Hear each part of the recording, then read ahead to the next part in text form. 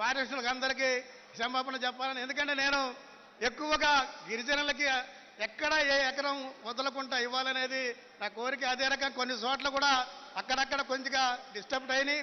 అవి కూడా మళ్ళీ ఈ పట్టాలు ఇచ్చిన తర్వాత అక్కడక్కడ కొన్ని ఫారెస్ట్ డిపార్ట్మెంటు మనవలు చేసే దగ్గర కూడా కొన్ని రాసి ఇవ్వలేదు. కాబట్టి అది కూడా ఏర్పాటు చేస్తాం. కలెక్టర్ గారితో, పిఓ గారితో, మంత్రి గారితో మాట్లాడి కలెక్టర్ గారితో మాట్లాడి అవి కూడా చేస్తాం. మీరు ఇబ్బంది పడాల్సిన లేదు. మాకు కొంతమందికి వచ్చినాయి, కొంతమందికి ఇంకా రాలేదనేది కూడా నా దగ్గరకు వచ్చారు ట్రైబల్స్. అందరికీ ఏర్పాటు చేస్తాం. ఖాళీగా ఉన్న భూమి కంపల్సరీగా ఏర్పాటు చేసి ముఖ్యమంత్రి గారు ఒకటే చెప్పారు, ఎక్కడా కూడా మన వాళ్ళు ఇబ్బంది పడకూడదని చెప్పారు. ఆ రకంగా మన జిల్లాలో ఉన్న మన అందరికీ ఏర్పాటు చేస్తాం.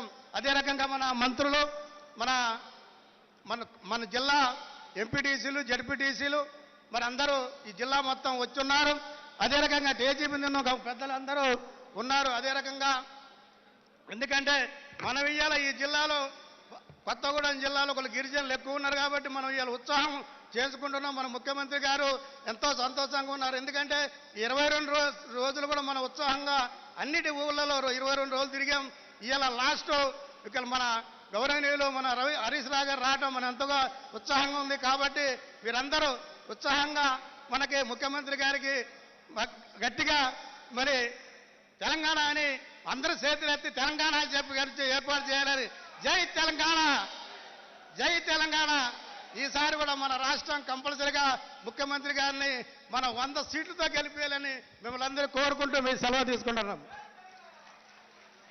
ధన్యవాదాలు సార్.